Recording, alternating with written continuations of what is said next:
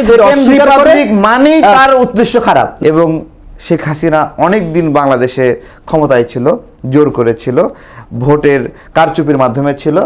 Second Republic পৃথিবীর অনেক দেশে আছে, আমি আপনাকে স্টেটমেন্ট দেই, ভিয়েতনামে আছে, আপনাকে রাশিয়াতে আছে। আমি কি করতে পারি এর জন্য? সেখানে কিন্তু প্রথম রিপাবলিক কিন্তু অস্বীকার করা হচ্ছে না। আপনাকে আমি যেটা টাকারে দিচ্ছি, আপনি বলছেন ফার্স্ট রিপাবলিককে যে অস্বীকার করে মানে তার উদ্দেশ্য খারাপ না, কিন্তু পৃথিবীর অনেক দেশে সেকেন্ড রিপাবলিক আছে, কিছুই হয়।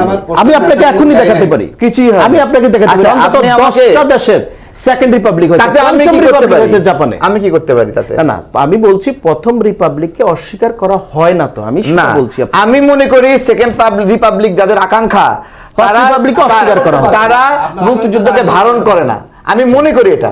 এখন আপনি মনে করেন এটা ধারণ করেই সেকেন্ড রিপাবলিক হতে পারে, তো হতে পারে, হতে পারে, রাইট, এটাই আমার বক্তব্য। আপনি মনে করলে সেটা আমার তো কিছু না, তাই না?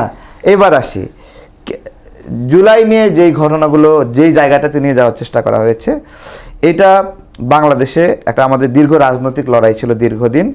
এবং শেখ হাসিনা অনেক দিন বাংলাদেশে ক্ষমতায় ছিল, জোর করেছিল, ভোটের কারচুপির মাধ্যমে ছিল, বিরোধী দল, শক্তিশালী বিরোধী দলগুলোকে নির্বাচনে অংশগ্রহণ না করতে দিয়েছিল, বিভিন্নভাবে ছিল। এবং সেই কারণে আমরা আন্দোলনের মাধ্যমে তাকে এখান থেকে হটিয়ে দিয়েছি।